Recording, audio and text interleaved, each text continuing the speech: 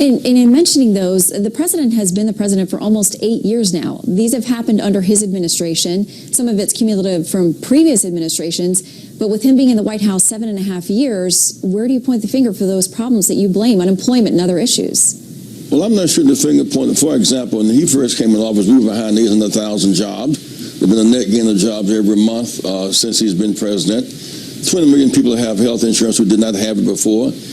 And millions more would have affordable health care if it were not being blocked, for example, which would have helped black and white alike. Fast rail was blocked by the Congress. And so I think we would do better if all of us were to see this as a humanity issue and not make it so rigidly ideological.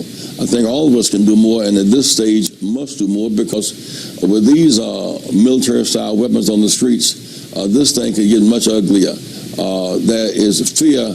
Police are in fear. The people are in fear. Children are in fear. But fear and hate must not drive our agenda. Love and hope and healing must drive the agenda. I agree with you on that point, but it's important to note as well that military-style weapons, if you're talking about machine guns, are illegal for the most part.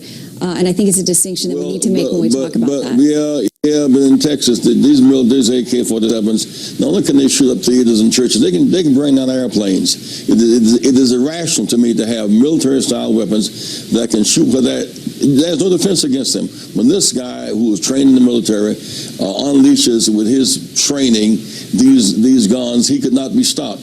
And that could happen in front of a ball game or a church or a theater. We must know that more guns make us less safe, not more safe, and not more secure. Reverend, with all respect, if reports are correct that shooter in Texas was using AR-15, it's not an automatic weapon. It couldn't bring down an airplane. There is a discussion, though, about guns to be had, and it sounds like this administration wants to continue having that. Reverend, I submit to you, if one is sitting near an airport, there are weapons on the street that can plane taken off or landing can be hit and can be taken down. As we fight for weapons of mass destruction to be eliminated, we must eliminate them ourselves. That's very important, I think. Conversation will continue. Reverend Jackson, we appreciate your time today, sir. Thank you.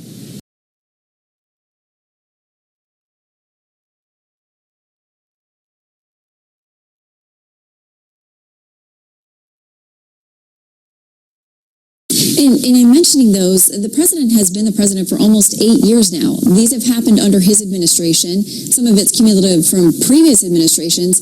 But with him being in the White House 7.5 years, where do you point the finger for those problems that you blame, unemployment and other issues? Well, I'm not sure the finger pointing. For example, when he first came in office, we were behind 800,000 jobs. There's been a net gain of jobs every month since he's been president.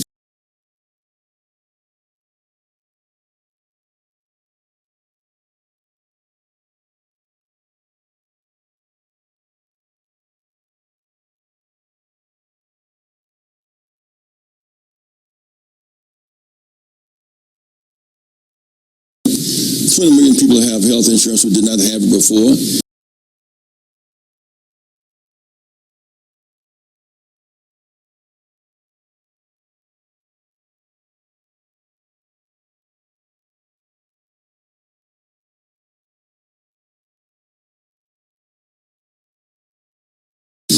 Fast rail was blocked by the Congress, and so I think we would do better if all of us were to see this as a humanity issue.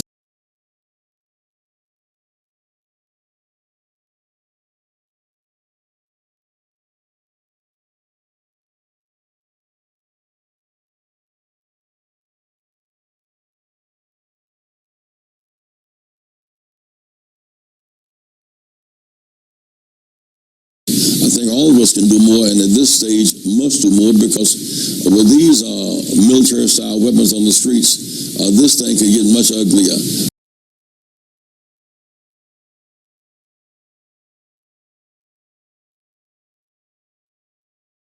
But it's important to note as well that military-style weapons, if you're talking about machine guns, are illegal for the most part. And I think it's a distinction that we need to make when we talk about that. Yeah.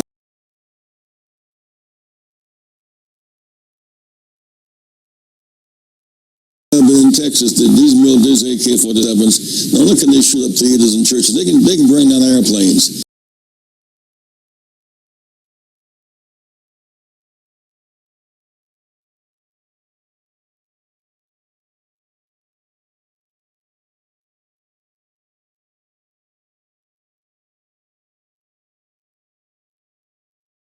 us know that more guns make us less safe, not more safe, and not more secure. Reverend, with all respect, if reports are correct that that shooter in Texas was using AR-15, it's not an automatic weapon.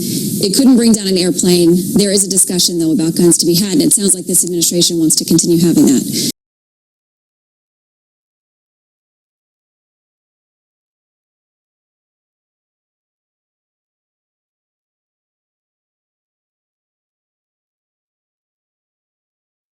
Overnight, a promising weekend for Chicago police ending on a very disappointing note. 2 young children are among a nearly dozen victims of gun violence on the July 4th holiday. CBS 2's Mike Puccinelli live at Children's Hospital.